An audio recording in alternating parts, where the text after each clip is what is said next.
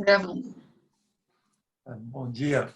Hoje nós vamos dar continuidade ao nosso ciclo de debates e hoje temos o prazer de receber o desembargador Francisco Loureiro e o desembargador Dr. Hamid, agora aposentado, né? E nossa ideia aqui é tratar esses temas ligados aos contratos, né? Aos contratos imobiliários, a influência dessa pandemia nesses contratos. Então, no mesmo modo que fizemos ontem, nessa ação conjunta da Escola da Magistratura e da Ordem dos Advogados do Brasil, nós estamos trazendo aqui os profissionais da área, pessoas que debatem esses temas na prática, para tentar, ao menos, encaminhar as questões, que serão muitas e ainda imprevisíveis, mas pelo menos para que a gente tenha um início de debate e construção de ideias a respeito desses temas. Então, em nome da escola, eu queria muito agradecer a participação, a pronta aceitação do nosso convite, do Dr. Loureiro, Dr. Hamid, que são grandes amigos e são profissionais reconhecidamente testados e aprovados e conhecidos sobre esses temas, de modo que eu tenho certeza que vamos ter uma belíssima exposição. O doutor Rubens vai continuar aí com a nossa apresentação, em seguida vamos dar a palavra aos palestrantes. Eu gostaria de dar também um bom dia a todos os participantes, já temos agora 180 participantes, desejamos a todos um excelente dia, que tenhamos uma manhã muito produtiva. Gostaria de agradecer à Escola Paulista da Magistratura pela acolhida e pela parceria que já iniciamos para que tenhamos esses ciclos de debate, sempre trazendo uma orientação que já existia quando a escola era coordenada pelo Dr. Loureiro, que era exatamente a ideia de ter o advogado e o magistrado com cada um com o seu ponto de vista, o que é muito enriquecedor para todos.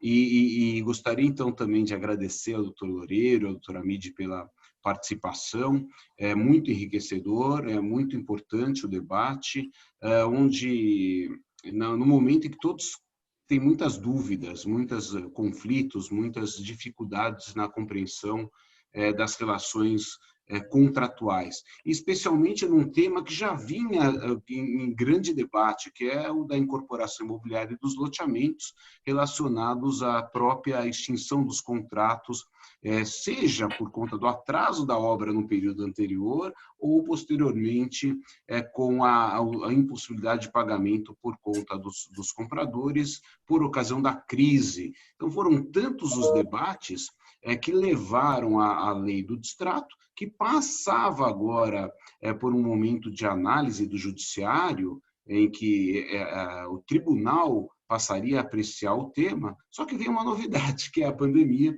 então é importante que se leve em consideração também a pandemia, colocando aí em debate, em análise, a lei do distrato à luz da pandemia igualmente. Então, agradecendo a pronta aceitação dos doutores Loureiro e Hamid, eu passaria imediatamente ao doutor Loureiro, adiantando que da mesma forma que fizemos ontem, a programação se dá por uma exposição do doutor Loureiro, depois a sua complementação pelo doutor Hamid, e após iniciaríamos a análise das questões que forem trazidas no chat. Agora já temos 210 participantes, acredito que o debate vai ser muito rico, muito importante. Muito obrigado e a palavra é sua, doutor Loureiro.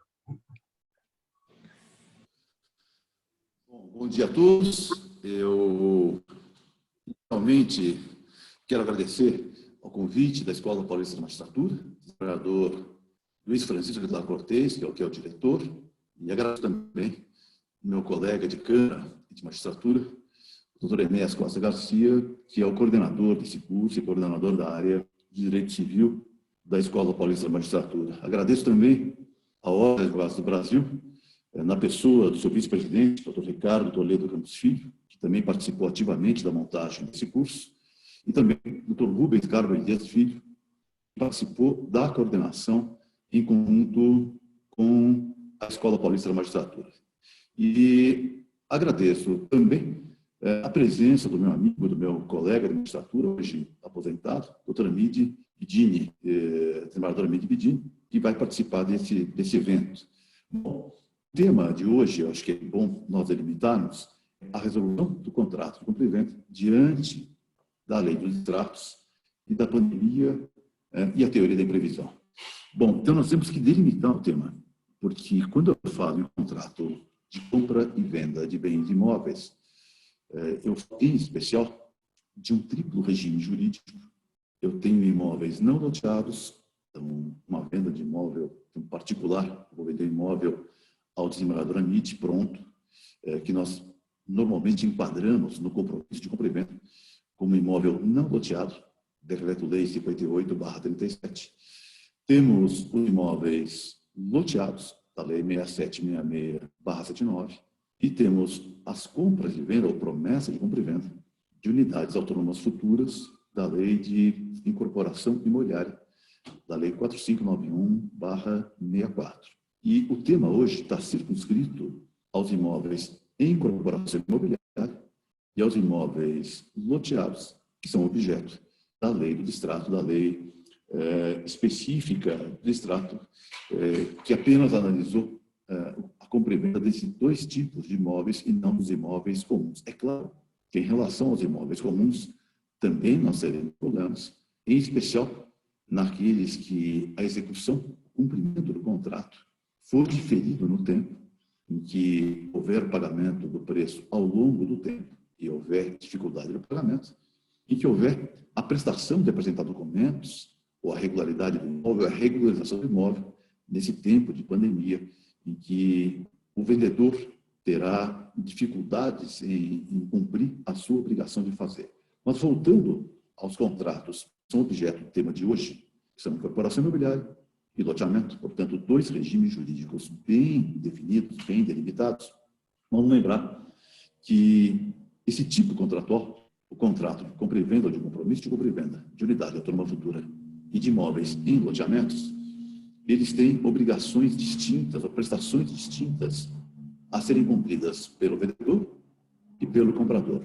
Basicamente, o comprador tem a obrigação, a prestação a cumprir de pagar o preço, portanto, dar coisa incerta, uma obrigação pecuniária, uma prestação pecuniária, e de consentir no contrato definitivo, quando for celebrada a escritura de compra e venda afinal.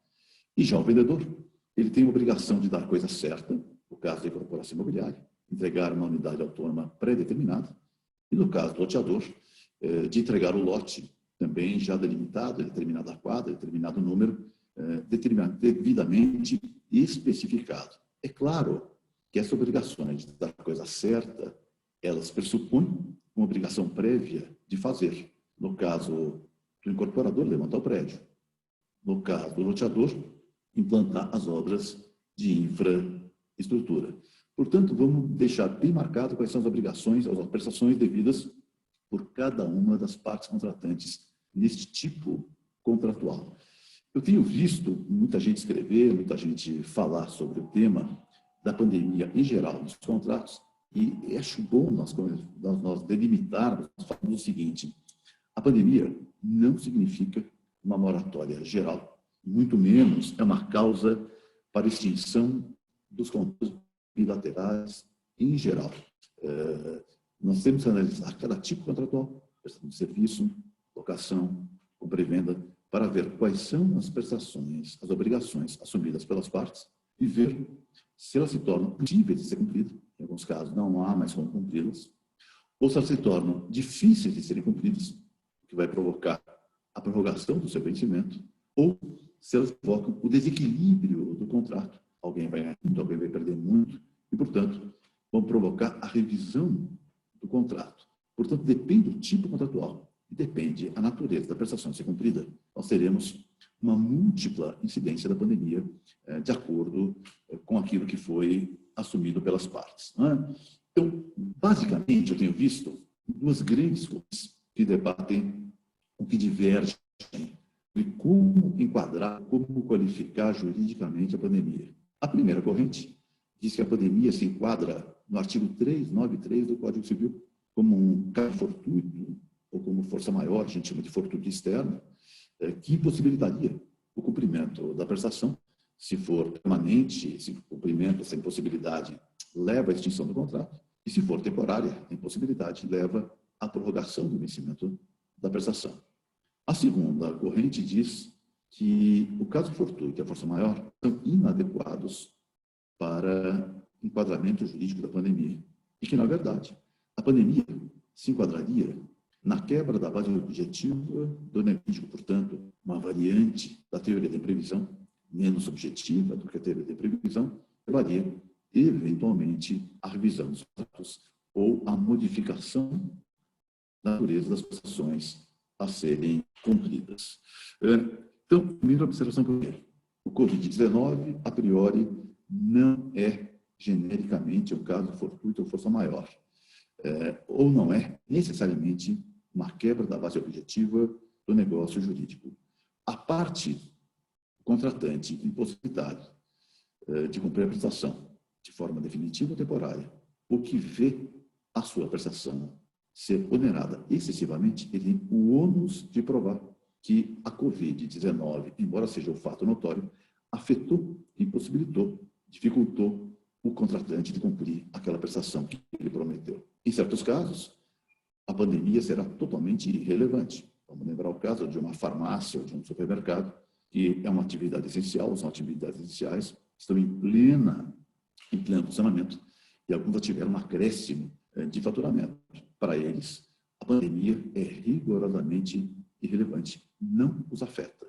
Em certos casos, por exemplo, aquele que combinou dar um show, ou aquele que, advogado, combinou fazer uma sustentação oral presencial no tribunal, a prestação se tornou impossível, e eventualmente o contrato será extinto, será resolvido. A pergunta é, e no nosso contrato, o exame, que é o compromisso de compra e venda de imóveis loteados e de imóveis em incorporação imobiliária.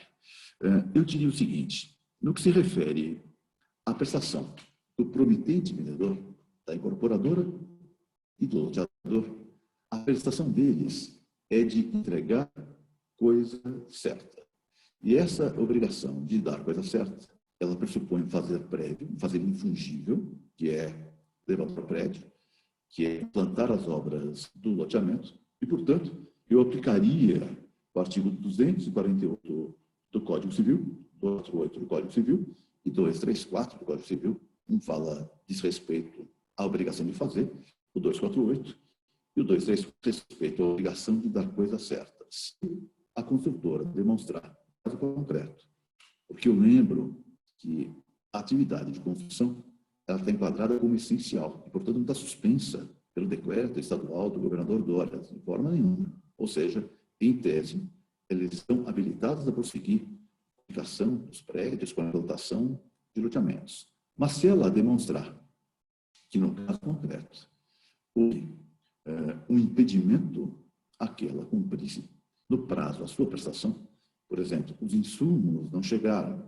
a mão de obra se tornou escassa porque parte dos seus empregados foram contaminados pelo vírus, não tem o material, os insumos necessários para levantar a edificação, não consegue o habite final porque a prefeitura está com o departamento fechado para a expedição do habite, ou o registro de imóveis não há encaminhado a documentação para o registro, para que ele faça a instituição do condomínio edilício. Isso pode provocar não a impossibilidade total e permanente do cumprimento da prestação, mas a impossibilidade temporária do cumprimento da obrigação.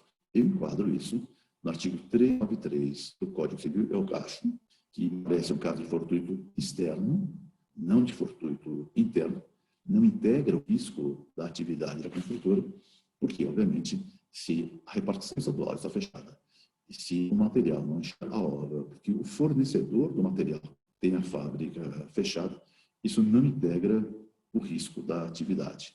O que vai provocar isso? Vai provocar, a princípio, a possibilidade, como o 393 deveria dizer, e não diz, se a prestação se torna impossível, mas temporariamente, na verdade, o prazo do seu vencimento fica prorrogado, fica postergado, os efeitos da mora não incidem imediatamente. Esse vai ser o efeito desse tipo de situação. Isso significa que, eventualmente, o agricultor vai poder usar o seu prazo de tolerância, que já está previsto em lei, visto na lei dos extratos, já está simulado pelo tribunal e repetitivo do Superior Tribunal de Justiça, que a cláusula que estipula o prazo de tolerância é válida, desde que expressa, desde que clara no contrato. Mas, além do prazo de tolerância, se excedido o prazo de tolerância, mas demonstrado que o prazo de tolerância foi insuficiente para o cumprimento da prestação, porque houve um fortuito externo, não haverá mora da construtora e, eventualmente, portanto, não haverá perdas e danos a serem cobradas pelos promissários cobradores, pelo atraso da obra, por ausência de mora. A pergunta é se a prestação, nesse meio tempo, se tornar útil para o credor. Digamos que o credor ele queria morar naquele apartamento por uma razão específica e não vai mais poder usar o apartamento, portanto, não há mais utilidade para ele em razão do atraso da obra. Nesse caso, é um caso típico de frustração do contrato. O contrato ficou frustrado por um fato não imputável a qualquer das partes. Isso vai levar à extinção do contrato, mas a uma extinção peculiar, porque não haverá, a meu ver, perdas e danos a serem compostas. As partes retornam ao estado quo ante, ao estado anterior. O comprador não recebe o apartamento, mas tem direito à restituição das parcelas pagas. Mas, nesse caso, não haverá, eventualmente, perdas e danos a serem compostas, ou seja, cláusulas penais, ou seja, retenção de valores, não haverá. Por quê? Não há fato imputável a qualquer das partes. A outra situação que nós teremos, e que será mais frequente, será a situação em que o promissário comprador se vê impossibilitado de pagar o preço.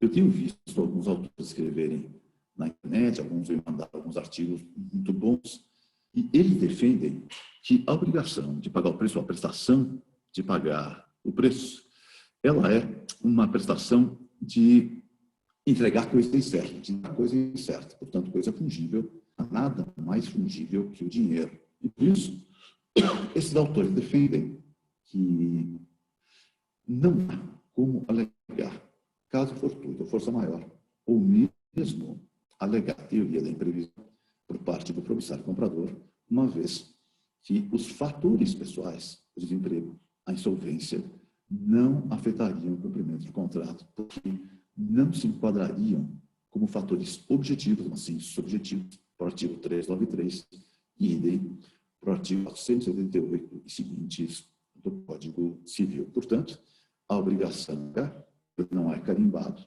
ele teria que cumprir de um modo ou de outro. Se não cumprisse, o contrato seria resolvido por culpa dele, promissário comprador, incidindo, se posterior, a lei dos extratos, as cláusulas penais e as indenizações tarifadas da lei dos extratos prevista expressamente a partir de 2019.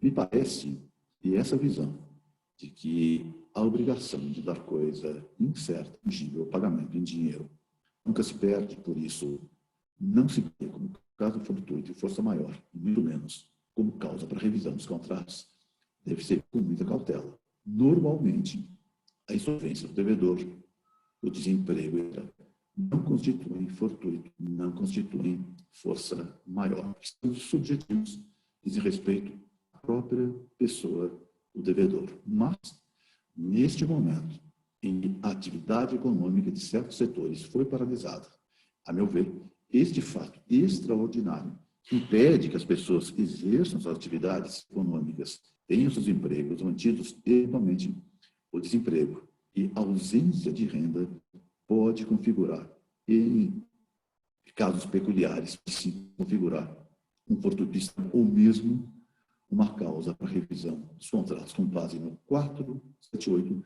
ou mesmo com base no 317 do Código Civil, ou mesmo com base no artigo 5º do Código de Defesa do Consumidor. Então, eu entendo que, nesse caso, a ausência de renda, desemprego, insolvência do devedor, desde que provocado pela pandemia, pode sim postergar ou pode sim levar até a resolução do contrato. Normalmente, a dificuldade econômica do devedor levará, como efeito natural, a postergação do vencimento da prestação, ou seja, que durante o período de pandemia não incidam juros, não incidam os encargos da mora, mas que, tão logo desaparecido o obstáculo da pandemia, já que é um caso fortuito, um fortuito externo temporário, que o contrato retorna ao seu curso, a prestação torna-se novamente exigível, o contrato não está extinto, e, portanto, as prestações ganham exigibilidade. Se ganham exigibilidade, o não pagamento configura a mora e, eventualmente, podem levar, convertida a mora em inadimplemento absoluto, a resolução do contrato. Ou seja, há uma impossibilidade temporária que deve ser levada em conta, a meu ver, pelos aplicadores do direito, prorrogando o vencimento, mas não extinguindo as prestações. A pergunta é, e se o nosso promissário comprador fica completamente impossibilitado, em razão da pandemia, de pagar o preço? Aplica-se ou não a questão do artigo, isso é importante, a súmula 543 do STJ, súmula 543 do STJ, e súmula 01, Tribunal de Justiça de São Paulo, número 1, do TJ de São Paulo, e 543 do STJ, de que, na hipótese de resolução de compromisso de imóvel submetido ao CDC, deve ocorrer a imediata restituição das parcelas pagas ao promitente vendedor, integralmente em caso de cadeia e vendedor, ou parcialmente, se tiver sido o comprador quem deu causa ao desfazimento. A meu ver, nesses casos, poderá sim haver essa situação em que o promissário comprador, em razão da pandemia, ficou completamente impossibilitado de pagar as parcelas do preço. A súmula 543 e a súmula 1 do Superior do Tribunal de Justiça de São Paulo, 543 do STJ, e 1 do Tribunal de São Paulo, 543 do STJ, não estão revogadas pelo parágrafo 10º do artigo 67A da Lei 4591/64. A Lei dos Extratos deu nova redação a esse dispositivo, que o dispositivo alterou a Lei de Incorporação e diz que os contratos firmados em instantes de venda e fora da sede incorporador permitem ao adquirente o exercício do direito de arrependimento no prazo improrrogável de 7 dias. Aqui, eu não trato de arrependimento, eu vou tratar de impossibilidade. Uma coisa é não cumprir porque eu não quero, porque o negócio ficou desvantajoso para mim, porque eu consigo comprar um apartamento vizinho mais barato do que esse que eu estou pagando. Isso significa conveniência. A conveniência não é mais fundamento para a extinção do contrato pedida pelo promissário comprador. Mas a impossibilidade superveniente, a meu ver, continua sendo, ela não se enquadra no parágrafo 10º do artigo 67A da Lei 451, com a redação que foi dada pela Lei dos Estados. Então, a meu ver, a impossibilidade superveniente pode levar ao desfazimento do contrato. A pergunta é, e as perdas e danos? Serão as perdas e danos da Lei do Distrato ou não? Porque vejam que a própria Lei dos Distratos prevê cláusulas penais de até 50% ou de 25% das parcelas pagas e mais uma série de verbas que devem ser incluídas as perdas e danos, comissão de corretagem, etc., etc. Essas perdas e danos devem ser imputadas ao promissário comprador impossibilitado de cumprir a prestação em razão da pandemia. A meu ver, essa será a grande questão, porque, se em tese eu não faço, não há mora, e não há hora porque a prestação é possível de ser cumprida, eu não tenho como falar em perdas. Do mesmo modo que a construtora que atrasar a entrega da obra em razão da pandemia não sofrerá incidência de perdas e danos, também os compradores não deverão sofrer a incidência de perdas e danos. Ou seja, ele tem direito à restituição daquilo que ele pagou e, eventualmente, algumas verbas, como a comissão de corretagem, devem ser repartidas entre os dois, entre o promitente comprador e o promitente vendedor, como uma alocação de riscos e etc. Finalmente, para encerrar a minha fala, e se o contrato ele ficar desequilibrado após a pandemia. A minha hipótese, que eu lançaria a vocês, é a seguinte: o preço de mercado das unidades imobiliárias desabar após a pandemia, em razão da retração do mercado. O apartamento que valia 1 milhão passa a ser vendido por 500 mil, porque não há mais procura. Há um estoque de imóveis colocados à disposição do mercado e o preço desaba. Mas eu comprei na planta o apartamento por R$1 milhão. Devo pagar R$1 milhão um apartamento que vale 500. Eu poderia alegar a teoria da imprevisão e, com base nela, pedir a revisão do contrato com base no 478 do Código Civil. O 478 do Código Civil, que consagra a teoria da imprevisão, ele é um artigo de inspiração na teoria francesa, teoria alemã, e é extremamente subjetivista. Ele pressupõe uma perda expressiva para uma das partes e um ganho inesperado para outro, ou seja, um ganha e perde. Alguém ganha muito e alguém perde muito em razão de um fato superveniente, imprevisto, que destrói o equilíbrio original do contrato. Mas vejam que na pandemia é um perde-perde, ou seja, perde o incorporador, porque vê desabar o preço das suas unidades que ele tem à venda, ainda que ele pode vender, e perde o comprador, porque vê deteriorado aquilo que ele comprou. Não vale mais 1 milhão, mas vale 500. Portanto, a rigor, não se aplica o 478 do Código Civil. Eu aplicaria aqui, aí sim, a teoria da base objetiva do negócio jurídico, que é muito mais flexível, que não exige tantos requisitos como o 478. E eu usaria o 317 do Código Civil, que prevê alteração das condições do contrato, uma mudança superveniente que leve ao desequilíbrio, sem exigir um ganho ou uma perda, ou o artigo 5º do Código de Defesa do Consumidor, que prevê uma alteração superveniente que traga prejuízo expressivo ao consumidor. Esses dois artigos, eles são menos exigentes e, portanto, poderiam ser usados para uma revisão contratual. Lembrando que na revisão contratual, o ônus da prova a quem ela é. O promissário comprador é que tem o ônus de provar que a unidade vale muito menos do que o valor que ele pagou, e que, por isso, ele quer a revisão do preço, mas tem interesse em recebê-la, tem interesse em executar o contrato, mas por um preço inferior. Basicamente, me parece isso, aquilo que é relevante no momento inicial, nessa intervenção inicial. Eu me coloco à disposição para eventuais dúvidas posteriores que nós tenhamos. Obrigado pela atenção.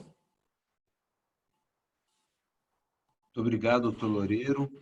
Vamos deixar as questões para após a exposição do doutor Amit. Então, já passaria imediatamente a ele para suas considerações.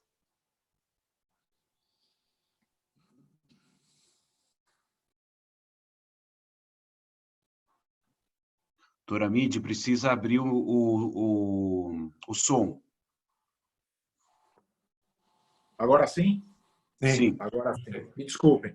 Bom dia a todos. Eu, em primeiro lugar, gostaria de cumprimentar a Escola Paulista da Magistratura e a Ordem dos Advogados de São Paulo por esta iniciativa, no momento em que todos os contratos e todas as relações jurídicas estão extremamente afetadas pelo vírus, pela pandemia.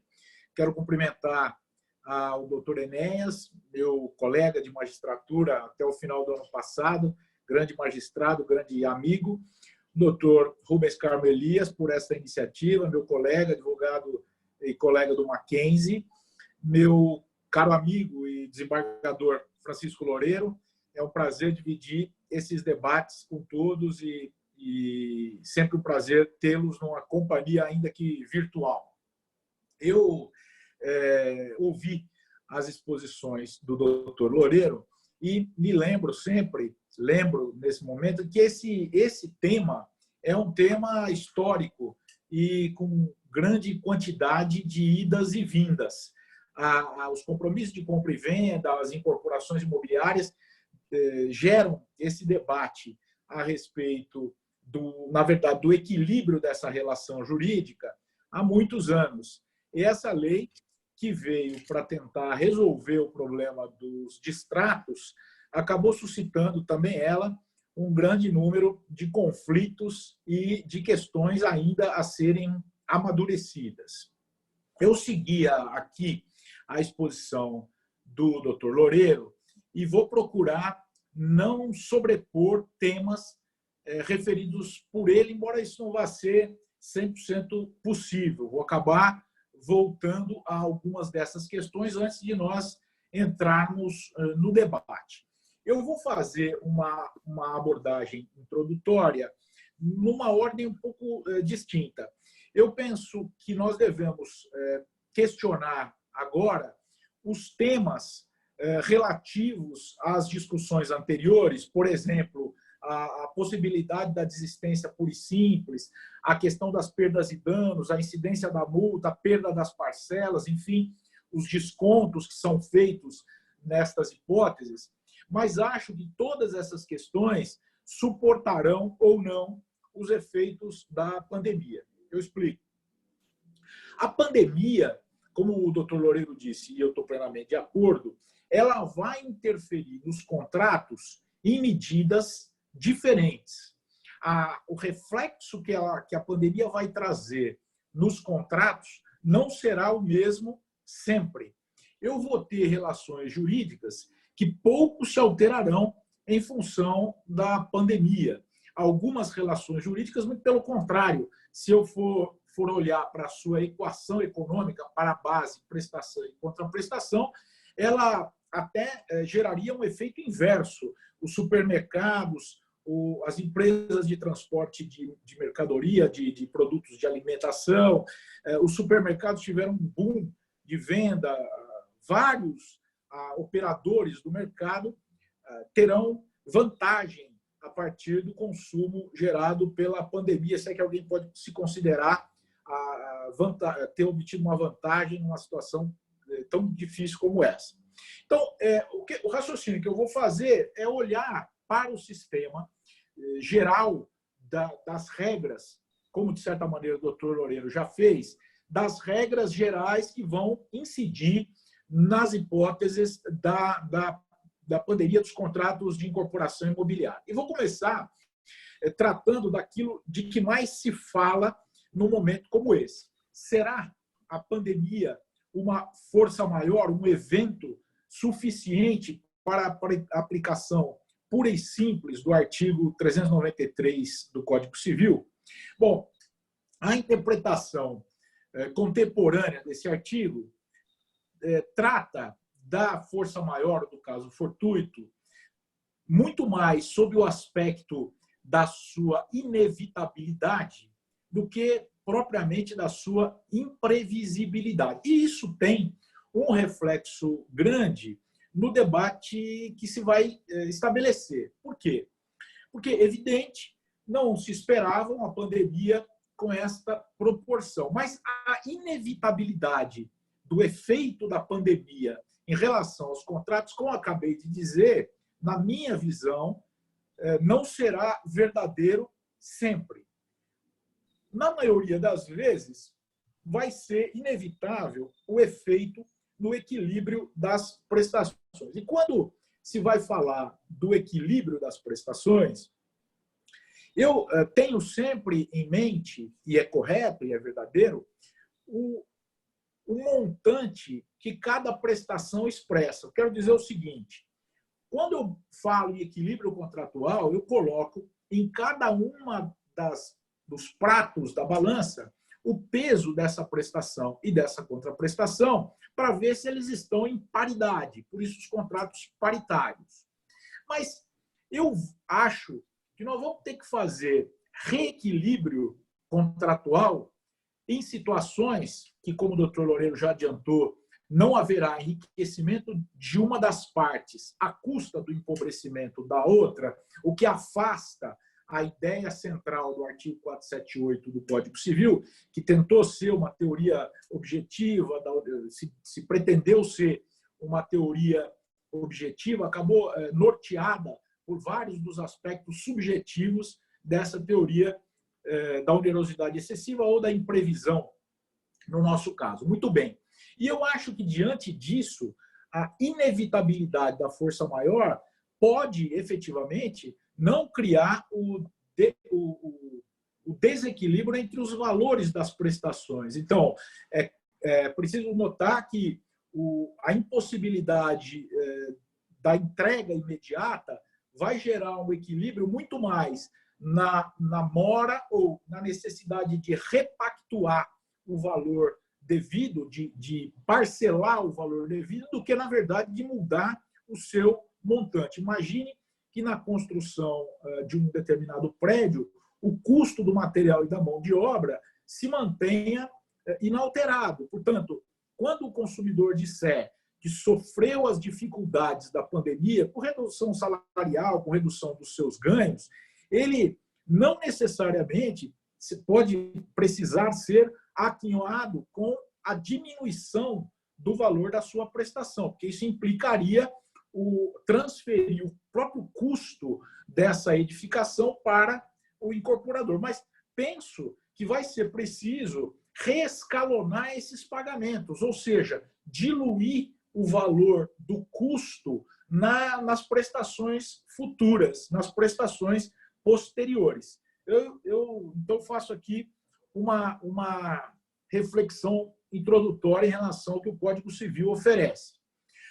Quando nós vamos ao primeiro artigo que recorremos do Código Civil, eu vou ao artigo 478, que é o artigo que disciplina a relação contratual dessa espécie, com prestações que ou são continuadas, aquelas que se renovam tempo a tempo, ou são diferidas, em que eu delego, eu atraso, difiro o pagamento de determinada prestação, de uma ou de ambas, para o momento posterior.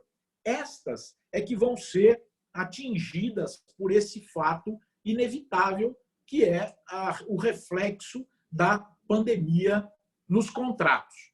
Então, a primeira observação que tem que ser feita aqui é que eu só posso pensar, em princípio, o professor Junqueira desenvolvia isso, eu só posso pensar no reflexo da resolução ou da onerosidade excessiva para as prestações que ainda não estejam vencidas, ou seja, eu não posso aplicar retroativamente o fato da teoria da onerosidade excessiva. Parece óbvio, não precisava ser dito. Mas eu vejo aqui uma curiosa situação em que o inadimplemento anterior pode também ele suportar, e tem suportado, se examinarem as primeiras decisões de antecipação de tutela que temos visto, e podem suportar o próprio inadimplemento anterior à pandemia, pode sofrer o reflexo da pandemia. Eu explico. É possível que haja uma tolerância ou um reconhecimento de que o modo de pagar a prestação inadimplida e, portanto, insuscetível de alteração de valor, porque ela já estava vencida antes, tenha o seu pagamento reescalonado, o seu pagamento refeito. E eu aqui lembro de passagem um artigo do Código de Processo Civil que suponho possa interferir nessa discussão, que é o artigo 916 do Código de Processo Civil. Ele parece um artigo deslocado, mas eu acho que ele está absolutamente adequado às questões que vão surgir da pandemia. Qual é esse artigo? É o artigo que está pensado para o processo de execução, portanto, em princípio, não se aplicaria, em geral, às relações de direito material. Lembrem-se, é aquele artigo que permite que, numa execução de título extrajudicial, não no cumprimento de sentença, mas na execução de título extrajudicial, que o devedor se proponha a parcelar o valor da sua dívida em 6 vezes, abrindo mão do instrumento de defesa. E eu fico aqui pensando se, diante do fato da pandemia, nós não temos mais uma razão para, na pior das hipóteses, já de cara, delegar ou permitir o parcelamento em 6 vezes. Quer dizer, o consumidor ou o devedor o comprador do imóvel vai a juízo para dizer, olha, eu não estou conseguindo pagar, quero reescalonar.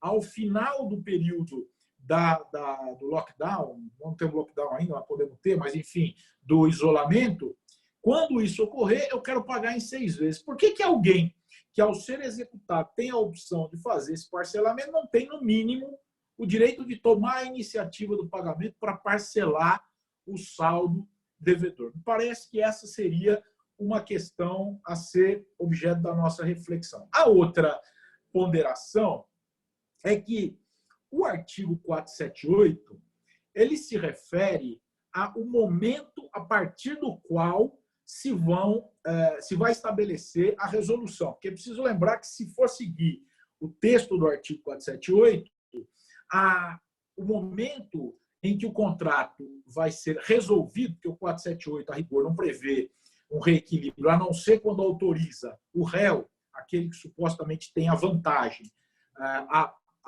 fazer o pedido de reequilíbrio. Portanto, para o consumidor, ele só admitiria a resolução no momento da celebração, no momento da citação. Ele não resolveria, na maioria das vezes, o problema da sua incidência. Aqui eu vou abrir um parênteses para dizer o seguinte: quando o consumidor for lidar com o reflexo da pandemia na sua relação contratual, muito provavelmente não será o artigo 478 que ele vai utilizar. Ele vai usar um artigo próprio das relações de consumo muito mais favorável à proteção do consumidor, que é o artigo 6º do Código de Defesa do Consumidor, que no seu inciso 5º, sempre me equivoco se é 5º ou 8º, acho que é 5º, artigo 6º, número 5, reconhece ao consumidor a possibilidade da modificação de cláusulas de prestações desproporcionais ou revisão em caso de fato superveniente que as tornem excessivamente onerosas. Nós vamos ter aqui uma regra para o consumidor de enquadramento diverso daquela do artigo 478. Por quê? Esta regra do artigo 478 prevê a excepcionalidade que é própria da pandemia, ao passo que o Código de Processo Civil não prevê nada disso. Basta que o fato seja superveniente, excepcional ou não, como é o caso da pandemia. Superveniente, ele é excepcional, claro, mas ele é superveniente e isso basta. E o inciso 5º do Código de Defesa do Consumidor não exige, como o fez o artigo 478, que haja um requisito capaz de se discutir o acréscimo patrimonial de um contra o empobrecimento do outro. Ele não faz essa exigência. Significa, portanto, que o consumidor pode transferir todo o ônus do desequilíbrio contratual para o fornecedor? Me parece que não. Me parece que essa não é a melhor resposta. Mas, de todo modo, esse tema já foi objeto de uma discussão no Superior Tribunal de Justiça, por volta do ano 2000, que os mais jovens talvez não se lembrem, mas houve uma oscilação, houve uma mudança da banda cambial e o dólar a que se atrelavam os valores das parcelas dos financiamentos disparou e as parcelas subiram naquela época coisa de 40%, 70% em alguns casos. O STJ não aplicou o artigo 478 e a relação aqui é muito parecida, E o STJ usou um critério muito questionado na época, especialmente pelos consumeristas, de partilhar o prejuízo. O STJ não lançou toda a defasagem cambial nas costas dos bancos. Ele mandou partilhar o valor dos dólares, do valor da oscilação cambial. Se nós olharmos para essa situação, vamos ver que é algo muito parecido com o que podemos ter, claro, com uma discussão que se equipara à que nós vamos ter agora, que é a falta de vantagem para a construtora. Lá também era isso. Os bancos, quando contestavam essas ações, diziam: olha, eu não tive enriquecimento à custa da desvalorização do dólar. O consumidor não está me dando mais do que eu vou pagar no exterior, mais ou menos o que nós temos hoje. As construtoras não estão obtendo vantagem com a pandemia. Agora, aqui, antes de fazer uma outra observação na sequência disso, eu quero lembrá-los que, no caso do inciso 5º do artigo 6º, esta regra só se aplica em favor do consumidor. É uma regra que se situa nos direitos básicos do consumidor. A construtora nunca, evidente, vai poder se utilizar de uma regra assim tão ampla. Mas a construtora não está impedida de utilizar a mesma ideia da onerosidade excessiva do artigo 478. Também ela pode dizer que foi surpreendida por um fato que excepcional e inevitável para a sua relação jurídica, suportou ou acarretou ônus suficientes para a modificação deste tema do equilíbrio do seu contrato. Seja no que se refere à mora, seja na efetiva impossibilidade ou inviabilidade do ajuste. Aqui, só quero concordar com o doutor Loureiro para dizer, olha, não é a panaceia para todos os males. Aqui, mais do que nunca, vai ficar aqui nas relações, nos efeitos que o coronavírus vai provocar nas relações jurídicas, não vai ser possível decidir bem essas questões, a não ser de maneira casuística. Porque, insisto, é perfeitamente possível que uma incorporação imobiliária, é possível, em tese, até não é provável, mas é possível que ela não sofra, no que se refere ao ritmo das suas obras, razão para invocar a pandemia como determinante para a prorrogação. E até acho que essas ideias de legislar para esse fim resolverão pouco essas questões, uma vez que o que já foi consolidado anteriormente a uma eventual lei que venha regular não vai poder retroativamente alcançar, pode ser um norte, como nós temos visto nessas leis, mas provavelmente não vai, provavelmente não, na minha visão, não vai poder atingir fatos ocorridos anteriormente ao efeito da pandemia. Também algumas questões, me parece, e aqui eu acho que estou de acordo na essência com o que o doutor Loureiro disse, eu acho que eu posso pensar em algumas hipóteses, isso é um questionamento, não deu tempo ainda de amadurecer plenamente essa afirmação que eu vou fazer, portanto, não vou ter nenhum constrangimento de alterá-la, se for o caso. A súmula 543 do STJ, ela também fala na imediata restituição das parcelas pagas. Mas esse tema sempre foi um tema muito debatido, porque as construtoras punham no contrato, previam no contrato um escalonamento na devolução.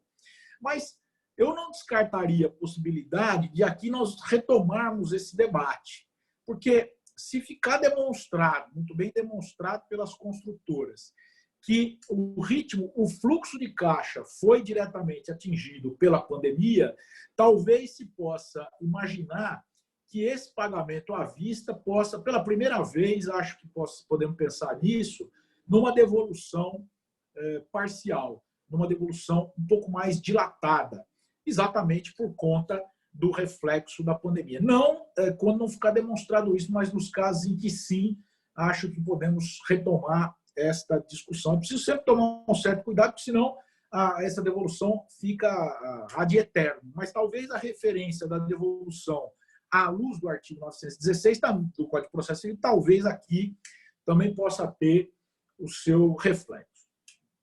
Do mesmo modo, eu havia tratado, e isso eu vou passar rapidamente, porque o doutor Loureiro já tratou, em relação ao prazo de 180 dias para a conclusão da obra, eu acho que há uma questão que é imaginar que esses 180 dias possam ser, de fato, prorrogados por conta de um fato não imputável às incorporadoras, às construtoras. Por que eu estou dizendo que pode ser? Porque se houver essa demonstração desse reflexo, Eu penso que esses 180 dias, e nós sempre dizíamos que atraso por conta, nós, ao tempo em que eu judicava, sempre dizíamos que não era fato excepcional capaz de interferir na justificativa para dilatar o prazo. Ação civil pública para as questões ambientais, atraso na expedição do alvará para a construção, enfim, todos esses fatos eram e são inerentes ao risco da atividade da incorporadora ou da construtora. Mas me parece que agora a questão é um pouco diferente. Esse fato pode, como já vimos, por conta das relações de trabalho, da dificuldade da chegada do trabalhador, pela dificuldade do fornecimento de mercadoria, de matéria-prima em alguns casos, por várias razões, é possível identificar este evento excepcional capaz de justificar o atraso até além dos 180 dias. Não será, insisto, uma maneira generalizada de usar esse raciocínio e esta conclusão, mas o caso específico, o caso concreto, pode sim justificar uma reflexão sobre isso. Eu vou fazer mais uma observação, Dr. Rubens, e já encerro para que haja tempo para os debates. Só tinha aqui uma anotação, peço desculpa se me alonguei além do previsto, mas eu tenho mais uma questão que justificaria uma ponderação. Há uma taxa de aluguel prevista no inciso 3 do artigo 67A, para os casos de inadimplemento absoluto, mas eu acho que, o doutor Loureiro já passou por esse tema, pode ser que esse zero não...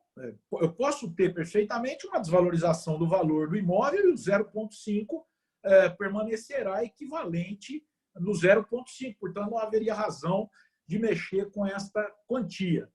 Mas também é possível pensar que haja uma desvalorização tão grande no valor dos imóveis, de determinados imóveis, que não seja nem mesmo acompanhada pela referência do valor dos aluguéis. Pode ser, isso já aconteceu, me lembro que se faturava 1% ao mês na locação há vários anos. Depois isso foi mudando e é possível que agora esse 0,5 vire 0,1, 0,2, não se sabe o que o mercado vai fazer. E há que se manter uma correspondência, insisto, não no valor só, mas também na correspondência da porcentagem. E haverá uma outra discussão a tomar, e novamente nós vamos ter que perguntar como é que nós vamos fazer com os danos decorrentes disso, que é essa desvalorização excessiva do valor dos imóveis. Então, eu compro um imóvel que vale comprei um imóvel que valia no mercado R$1 milhão, cujo custo era de R$500 mil. E hoje, quando eu receber esse imóvel, ele vai valer muito menos. E isso já nos preocupava antes da pandemia, porque essa desistência, como um exercício de direito potestativo do comprador, gerava várias situações de absoluto desequilíbrio. Nós já tivemos a oportunidade, nós mesmos aqui, os quatro já debatemos isso outras vezes, e vimos que a súmula número 1 do TJ acabou recebendo uma leitura que não era a leitura original que se fazia e que era até um raciocínio capitaneado pelo desembargador José Osório, que era num sentido muito diferente daquele que acabou tomando e para o qual nós tínhamos já um cuidado. Agora, parece que vai ficar muito mais provável reconhecer a possibilidade dessa desistência. A questão vai ser saber com quem vai ficar o prejuízo. A prevalecer a posição do STJ, talvez seja o caso de fazer uma rachadinha. Talvez seja o caso, não estou recomendando, só quero dizer que talvez o STJ possa trilhar um caminho parecido. O STJ hoje, preciso reconhecer, ele é mais conservador, muito mais conservador.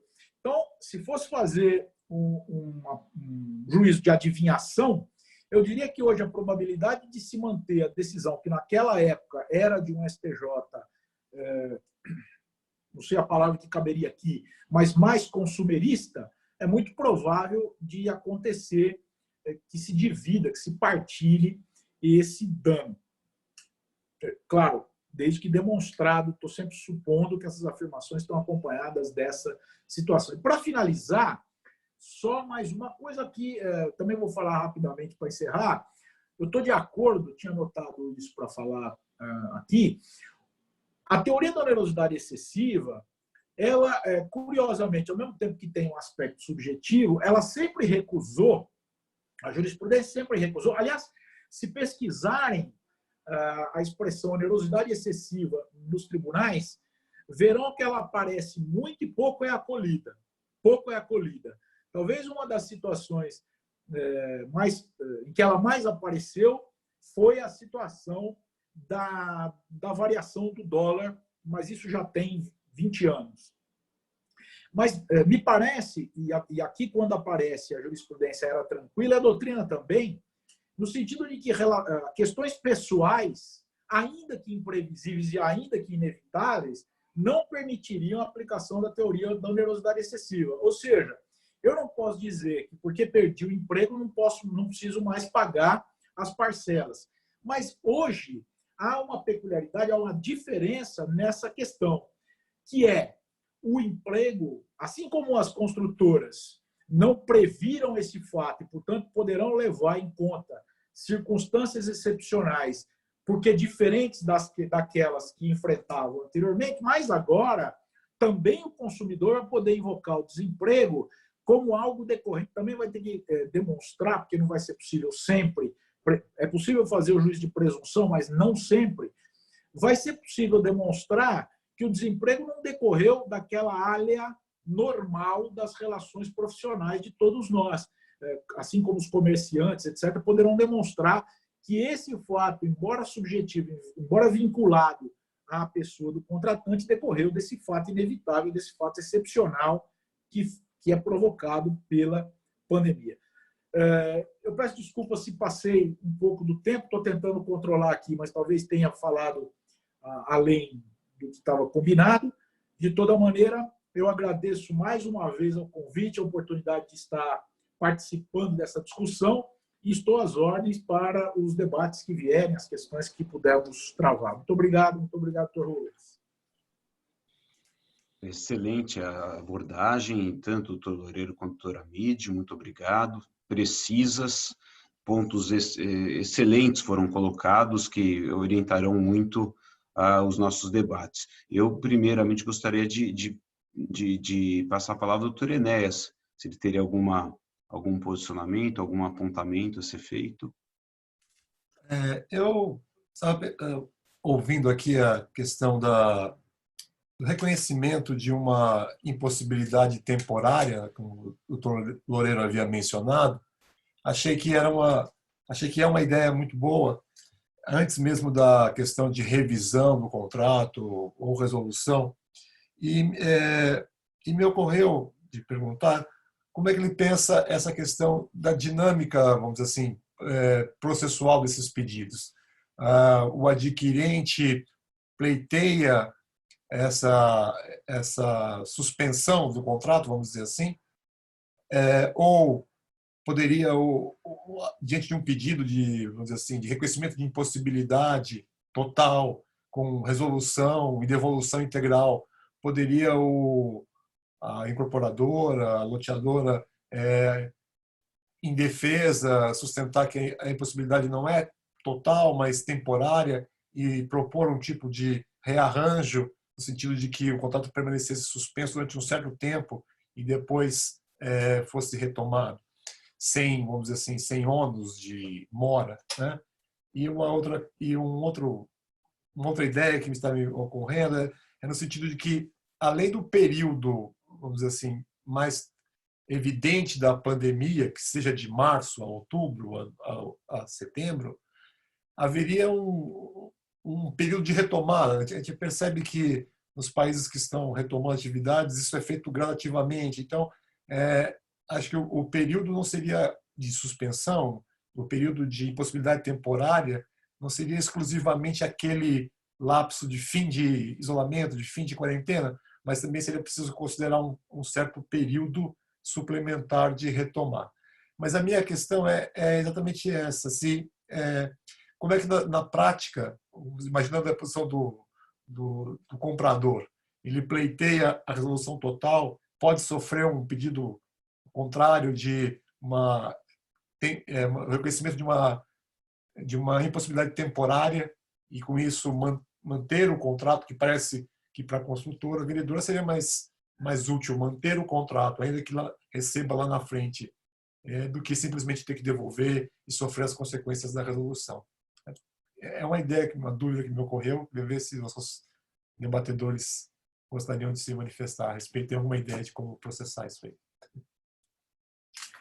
Bom, eu acho que, agradeço a pergunta do desembargador Enéas, e me parece que efetivamente, primeiro, concordo com o desembargador Amide integralmente que, normalmente, o desemprego, a insolvência, não são considerados nem caso fortuito e nem uma razão para a revisão do contrato, porque não é uma razão objetiva, mas pessoal. Mas, nesse caso específico da pandemia, em que houve um desemprego muito além da área normal de crises econômicas, muito além daquilo que é esperável, que é razoável, me parece que o desemprego, que a queda de renda em razão da pandemia poderá sim ser configurado um fortuito externo, eventualmente, por parte da construtora e por parte do comprador, e também uma causa de revisão do contrato. Mas, de qualquer modo, na questão da entrega do apartamento, é possível que o comprador entre com uma ação dizendo o seguinte: eu quero resolver o contrato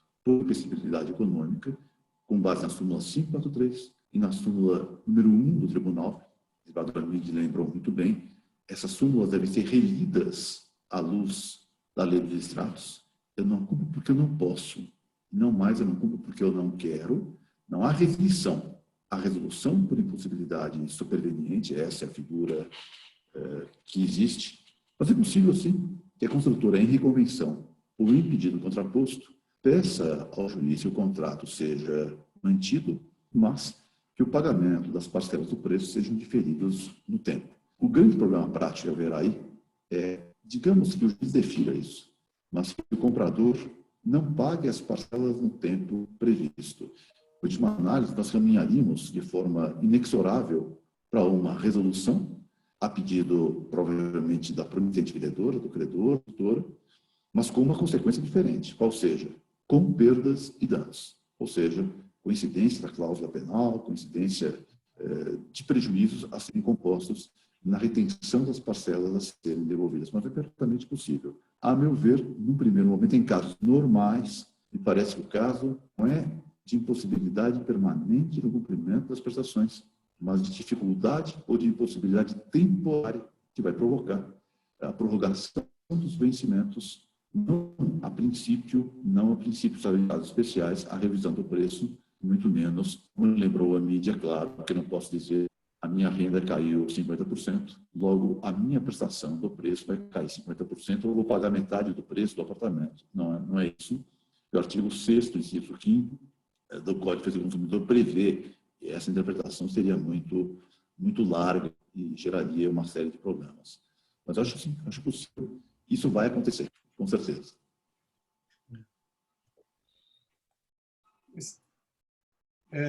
Eu consegui ver algumas perguntas aqui, mas eu separei uma pergunta de um participante chamado Décio, que imagino que seja o nome, e ele indaga, acho que nós já tocamos, mas nesses casos de contratos em que há uma opção de compra futura,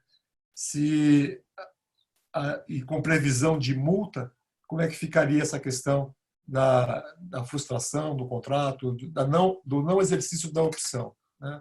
Me parece que é a questão de aferir se há inadimplemento ou não, né? Não sei se gostariam de comentar alguma coisa.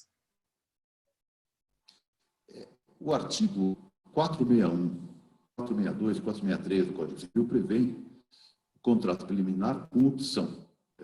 Normalmente isso é feito pelas incorporadoras quando vão comprar os imóveis, visam empreendimento futuro, e que fazem uma opção, dizendo, olha, eu comprometo a pagar o preço, mas posso pular fora do negócio se houver determinadas circunstâncias. Eu conseguir fechar a área inteira, por exemplo, ou uma série de circunstâncias. É possível invocar a pandemia como suficiente para não exercício da opção? Eu acho que é possível, inclusive porque, nesse caso, na falta de exercício da opção, a opção é um direito potestativo e, por isso, a princípio, o não exercício da opção, se é isso que pergunta o Décio, não leva à composição de perdas e danos.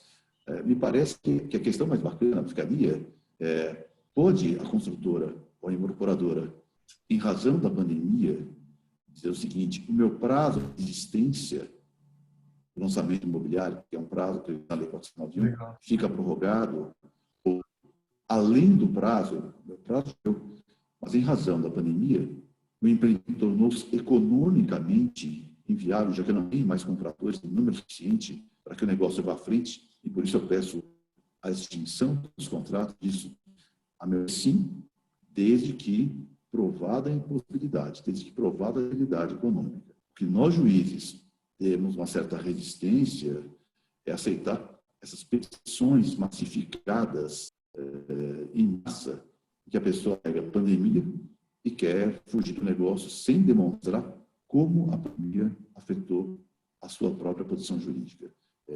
Isso, certamente, os tribunais devem ter uma certa resistência a petições genéricas. Né? Amide.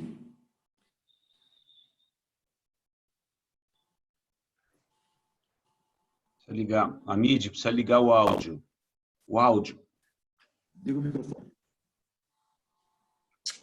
Agora sim. Agora sim. Acho que qualquer opção, qualquer questão contratual que apareça pode suportar tranquilamente os efeitos, desde que, como o doutor Loureiro disse, com toda razão, seja possível fazer a conexão de causa e efeito entre esses fenômenos. Doutor Rubens, vamos fazer com o jornalista...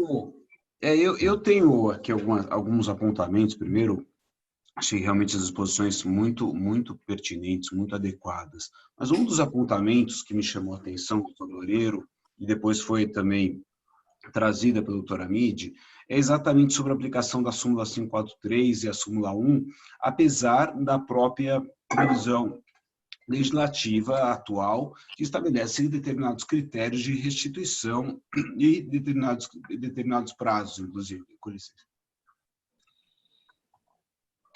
Me parece que nós continuamos pensando sob a égide da súmula. Ainda que a súmula não tenha sido revogada, a lei traz uma nova forma de interpretação, a meu ver. E não apenas o aspecto da multa, que nós discutimos por mais de um ano, se a cláusula penal seria de 50%, seria de 25%, mas o prazo, que foi uma situação muito relevante sob o ponto de vista dos incorporadores, como nós defendemos por vários momentos. Olha, o dinheiro está em tijolo, não há condição de devolver imediatamente, não há condição de devolver no curso da obra. Então, a própria lei prevê, no caso do patrimônio de afetação, a devolução após o víttice, nas demais hipóteses, um prazo de pelo menos 6 meses. Então, acho que uma questão que nós não podemos deixar de se atentar é a própria legislação e como ela pode ser suficiente para a solução da devolução. Qual é a multa? Eu realmente penso da mesma maneira. Se a situação for caracterizada como de inevitabilidade, sem dúvida vai ser muito difícil estabelecer a manutenção de uma cláusula penal, tal como prevista até mesmo em contrato ou na lei.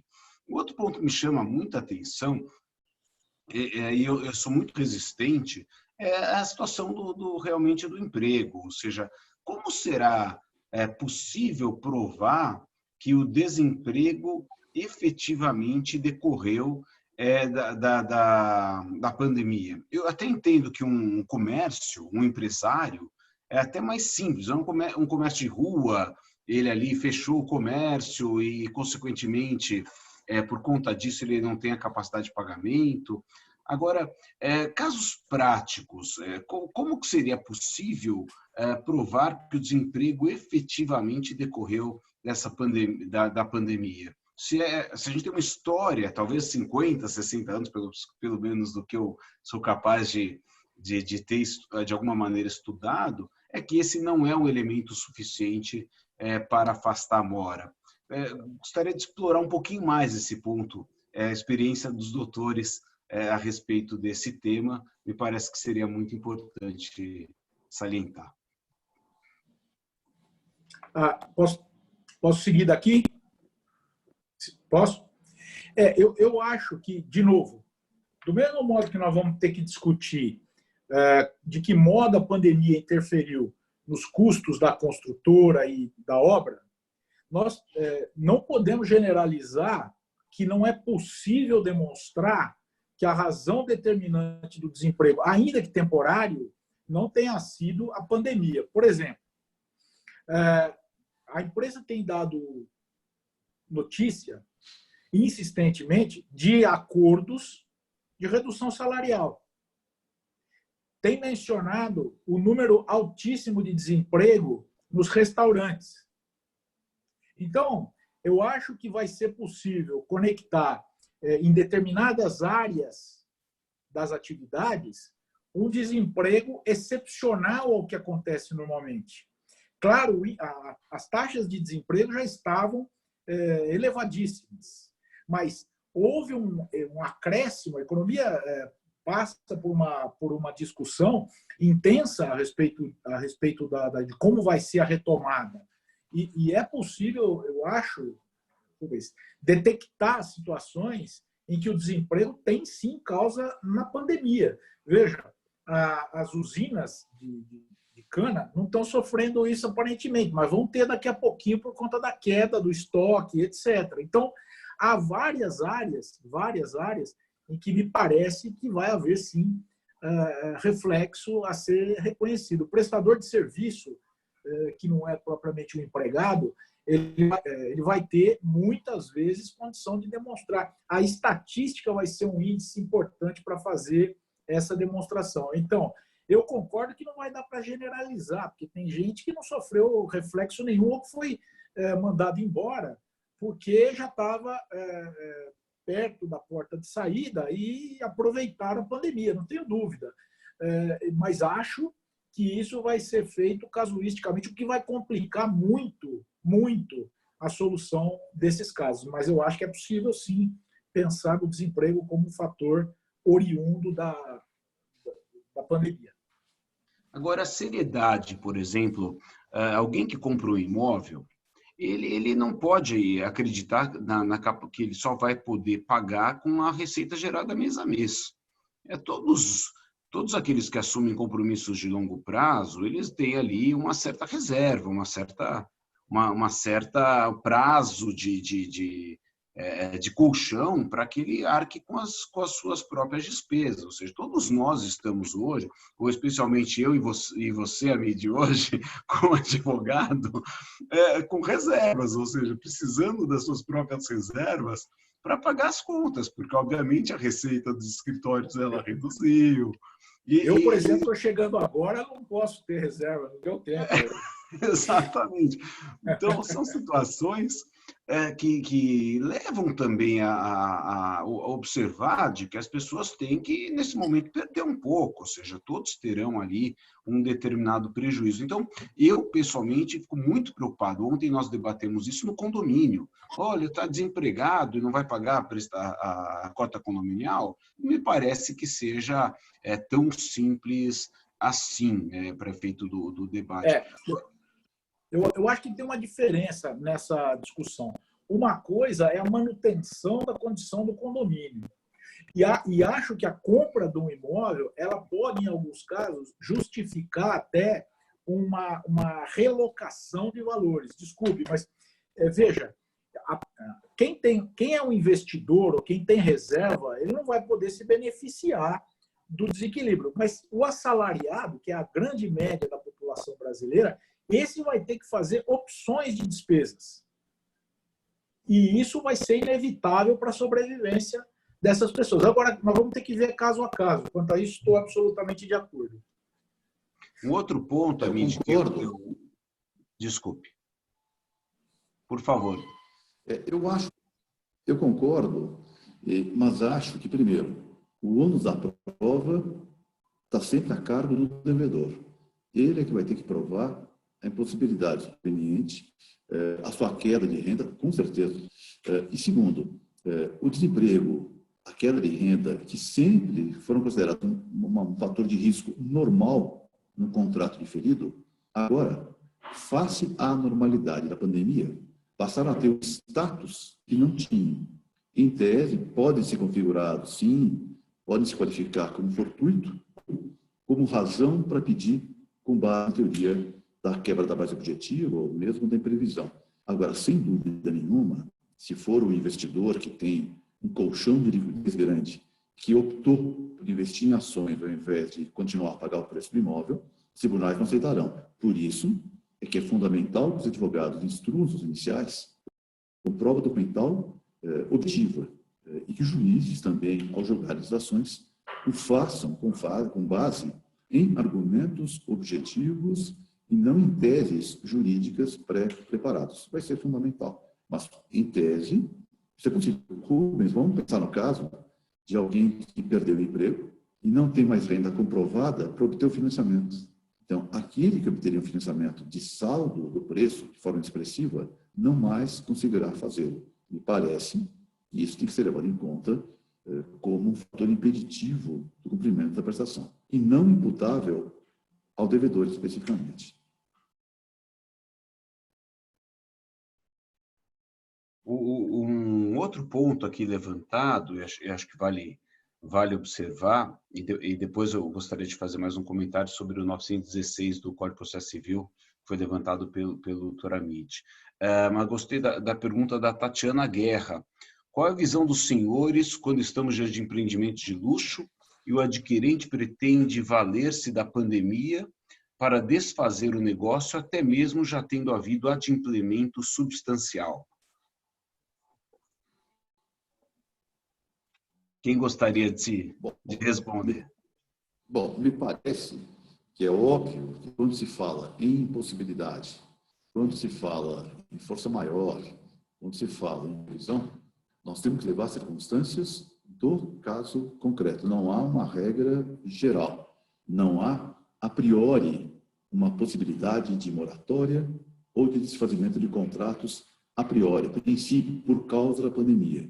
Me parece que se alguém que já cumpriu uma parte expressiva do preço e tiver, eventualmente, liquidez para pagar o resto, mas não lhe convém, deve chegar à resolução. Mas eu lembro que a teoria do adimplemento substancial, ela impede a resolução do contrato, mas não impede, obviamente, a cobrança do preço. Não é uma remissão, não é um perdão do preço em que eu não vou pagar as parcelas faltantes porque eu estou em dificuldade econômica. Isso impede o desfazimento, mas não tira a exigibilidade do saldo do preço que pode ser executado, pode levar à penhora do próprio imóvel.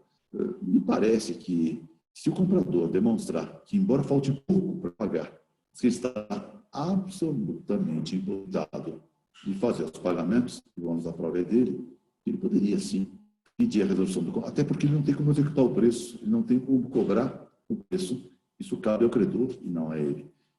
A teoria do adimplemento substancial deve ser vista pelo ângulo do credor, que executa as parcelas, e não do devedor, que não tem o que executar.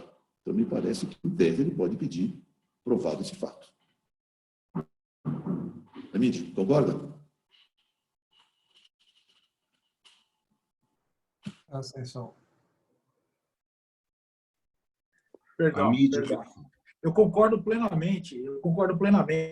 Essa discussão nós já tínhamos antes. Quando se trata de um investimento, de um investidor, aí não tenho dúvida, não dá para aplicar essa desistência pura e simples. Também a pandemia pode até interferir nessa discussão toda, mas nesses casos em que ele tem caixa, não dá para invocar o mesmo argumento do trabalhador, do sujeito que ficou desempregado. Se tem caixa, racha o prejuízo, é diferente a situação. Mas nós já achávamos, eu me lembro de nós já termos discutido isso, quando falo nós, a jurisprudência, no tempo em que eu participava disso, da formação, já se discutia a impossibilidade de alguém que tem condições de existir pura e simplesmente, que foi algo até que nós já mencionamos. Um outro ponto que eu gostaria de salientar, por ocasião da análise do projeto de lei do senador Anastasia, nós havíamos, através da CBCSI, que é a Câmara Brasileira de Comércio e Serviços Imobiliários, que congrega os Secovs do Brasil e associações de classe, sugerido o critério do 916 para efeito de pagamento de aluguel. Então, já me parecia realmente uma solução bastante equilibrada. Então, essa sua ponderação, Amide, foi levada em consideração também como sugestão.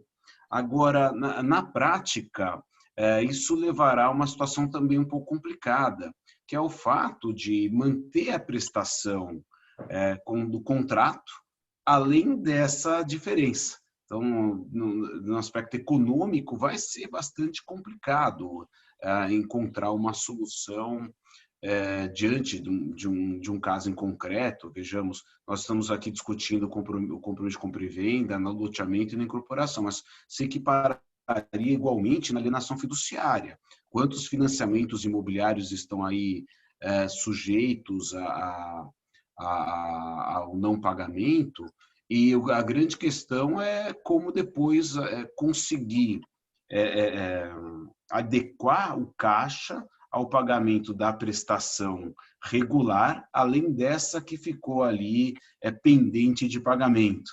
Então, isso impacta até do ponto de vista registral, vejamos, uma alienação fiduciária que houvesse a necessidade de reprogramação do preço e desta maneira, prorrogando o seu prazo, levaria à necessidade de uma verbação dessa repactuação.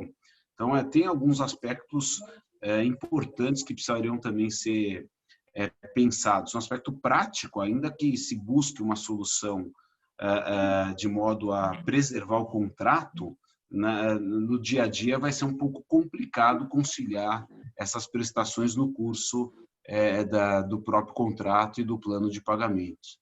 Como que no judiciário a gente se conseguiria conciliar essa situação?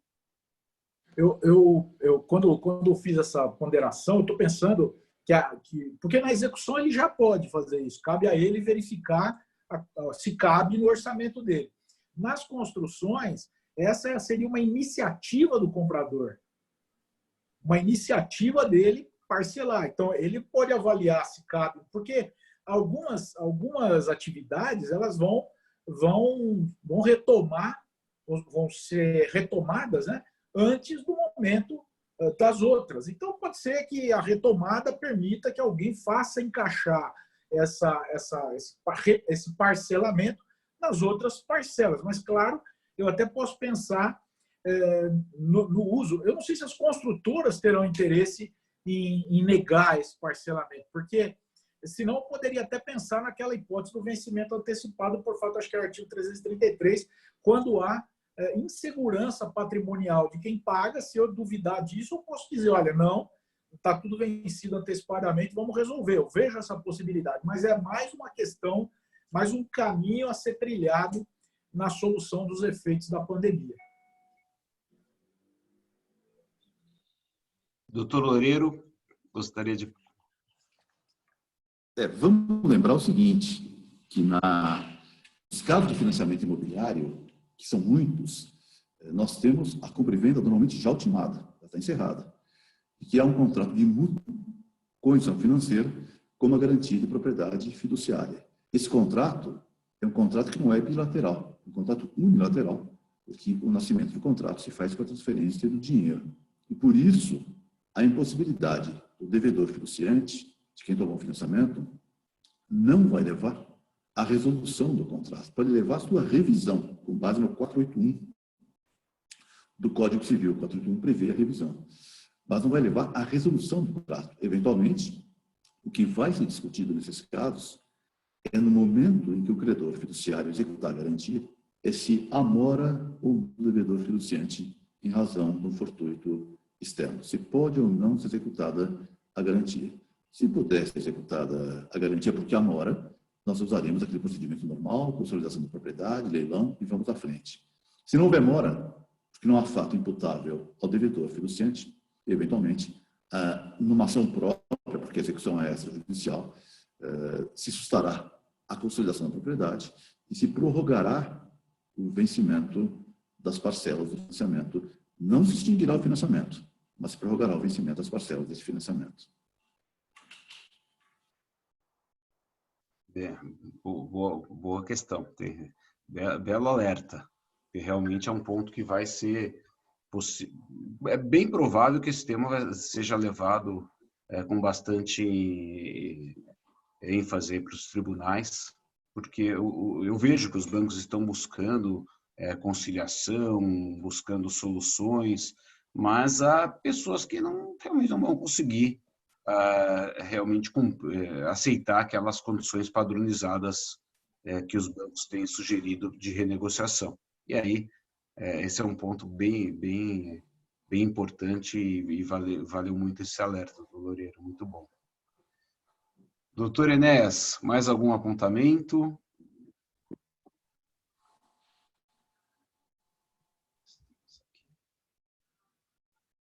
Uma participante, a doutora Cássia,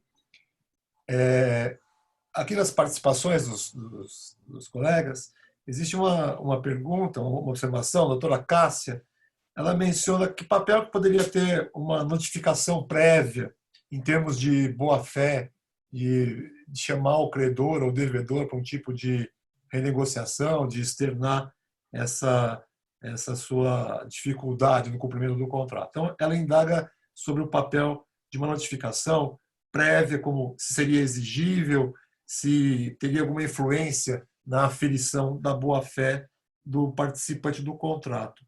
E eu também acrescentaria uma outra questão, observação, que veio também para o participante, a doutora Vanessa, ela indaga qual seria o tipo de prova adequada, que foi mencionada a respeito de provar os requisitos de uma impossibilidade ou de uma revisão. Então, a preocupação dela é qual seria o tipo de prova. E uma última observação, que é minha, acho que até já foi mencionada, é a questão da influência nesses contratos coligados, onde eu tenho participantes, o consumidor, o vendedor, agente financeiro, a influência de um contrato em relação ao outro. Basicamente, essas observações que eu localizei aqui no nosso chat.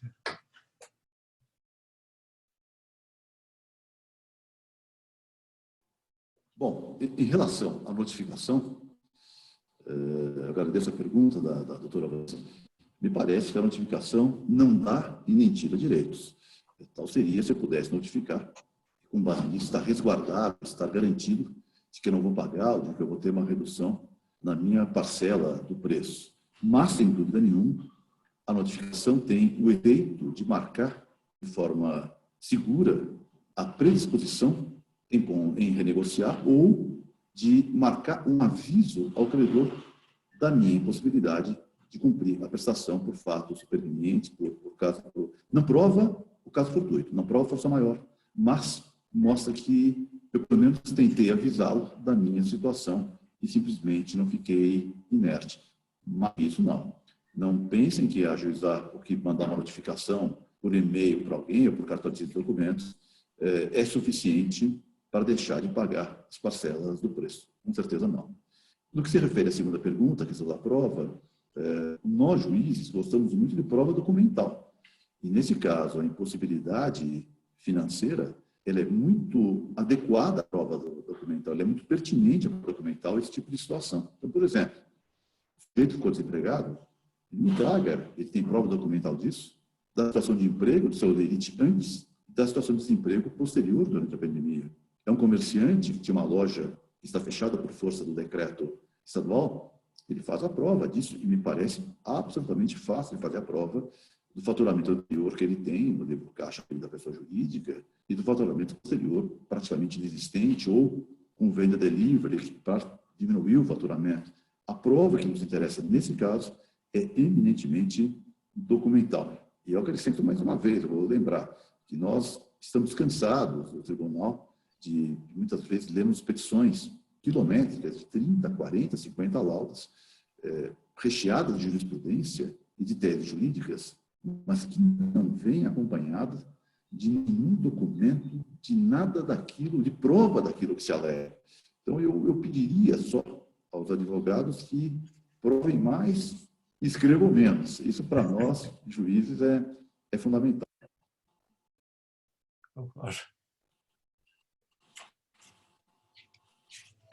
Eu acho que nesse ponto, Tolereiro, o outro lado, que é o do atraso das obras também, o incorporador, se for enfrentar a situação do atraso na obra, também vai ter que ser muito cuidadoso na prova, registro, livro de ocorrências, documentos que sejam realmente verossímeis de que a situação enfrentada implicou efetivo atraso, até porque, por exemplo, no estado de São Paulo, as obras foram autorizadas, permaneceram autorizadas. Então, acho que nessas hipóteses também o incorporador vai ter que ser muito cuidadoso para conseguir afastar a sua mora em caso de superar o prazo de tolerância, por exemplo.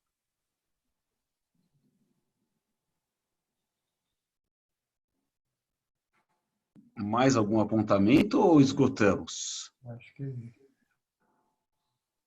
já esgotamos, viu? No caminho. Então, acho que poderíamos ir para os comentários finais dos nossos expositores. Doutor Loureiro, gostaria de concluir? Bom, eu só insistiria nessa questão de que a pandemia é um fato notório. Mas não é fato notório efeitos que a pandemia provocam em cada contrato individual. Em especial na compra e venda de coisa imóvel, em especial, mais uma vez lembrando, na compra e venda de autônoma futura, corporação imobiliária, nem sempre os efeitos serão no sentido de inviabilizar de forma permanente o cumprimento da prestação. Por isso, essa circunstância deve ser provada. E só lembrando, finalmente até esqueci de falar isso, que a lei de distratos, a lei especial, só se aplica aos contratos celebrados na sua vigência. Os contratos anteriores a janeiro de 2019, que foi o início da vigência da lei de distratos, eles se regem pela legislação anterior vigente ao tempo da celebração. A questão da multa, a questão da existência, esse tipo de coisa, diz respeito, é direito material, e só se aplica aos contratos posteriores. Isso nós temos hoje já 4.000 acordos, mais ou menos, no Tribunal de São Paulo, e pelo menos 2 manifestações no Superior Tribunal de Justiça da irretroatividade da lei. Mas, com certeza, nós receberemos uma enchente de demandas nos próximos meses a respeito da pandemia. Os juízes estão sensíveis a isso, nós sabemos a situação de dificuldade, mas não podemos levar em conta as ações genéricas e de que basta alegar pandemia para que automaticamente o contrato seja extinto ou a prestação seja diminuída ou o vencimento postergado. Nós queremos fatos concretos que demonstrem aquela impossibilidade temporária ou impossibilidade permanente no cumprimento da prestação. Eu agradeço a atenção de todos e obrigado.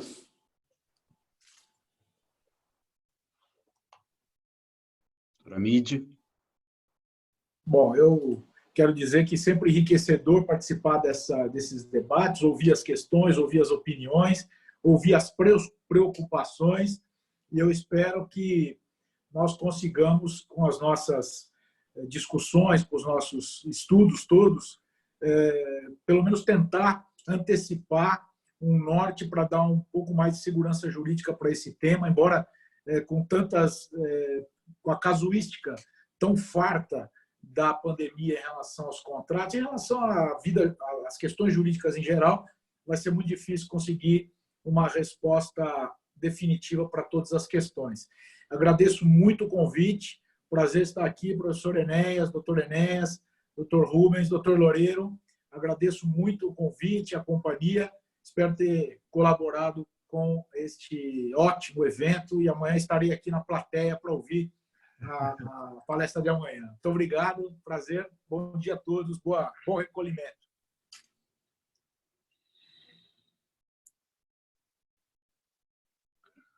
Bom, eu queria primeiro cumprimentar nossos palestrantes e amigos, foram sempre muito brilhantes, muito cuidadosos e sempre trazem ideias novas e sem descurar daquela base teórica que eu acho importante.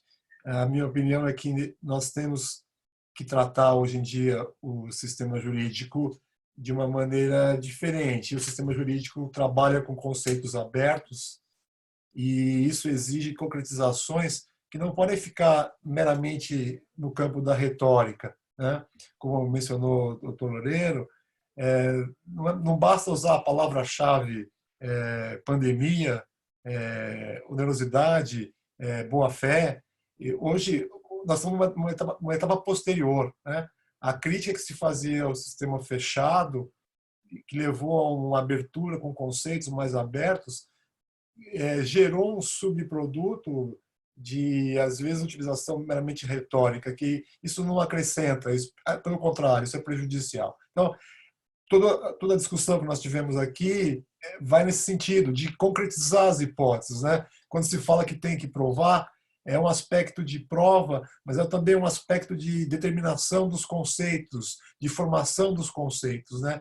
Hoje o sistema trabalha nessa ideia de tópica, reunir sobre o mesmo tópicos, sobre a mesma denominação, conceitos que apresentam esses elementos iguais. Eu lembrava ontem a ideia de que o sistema jurídico ganha sua legitimidade quando ele assegura o princípio da igualdade no sentido de que casos iguais recebem decisões iguais. Choca o leigo, choca o jurista que casos iguais possam ter soluções tão díspares, né?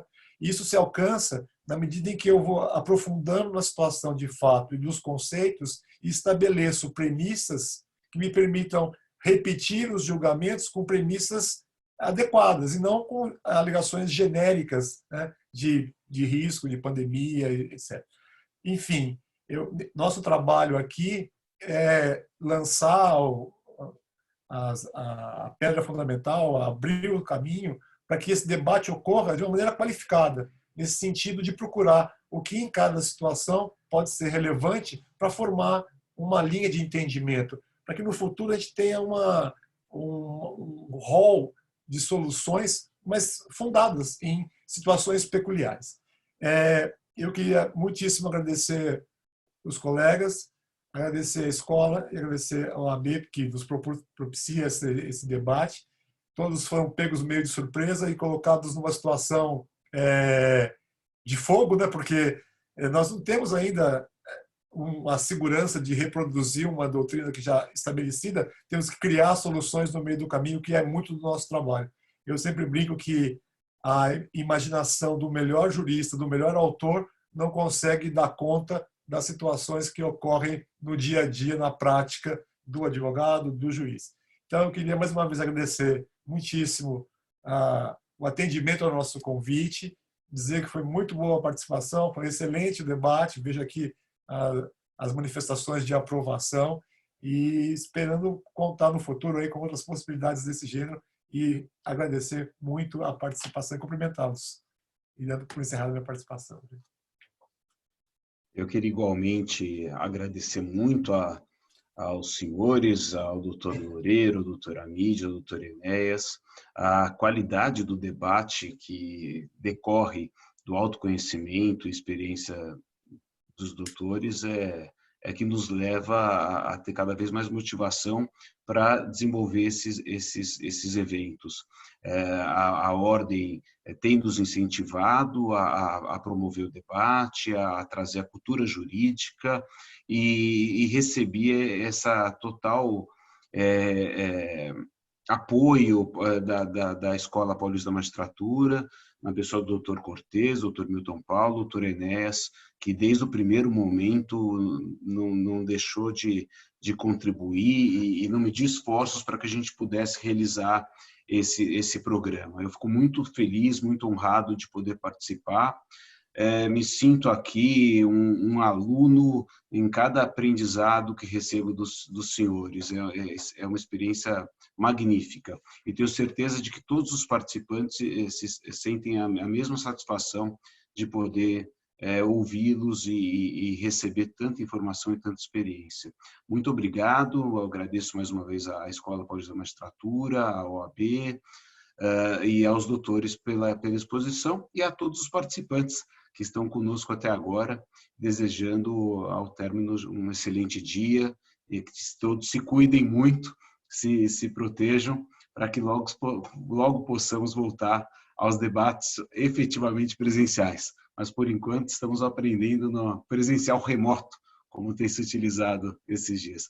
Muito obrigado a todos e desejo uma excelente tarde. Espero vê-los amanhã, todos aqui conosco. Muito obrigado. Boa tarde. Nossa.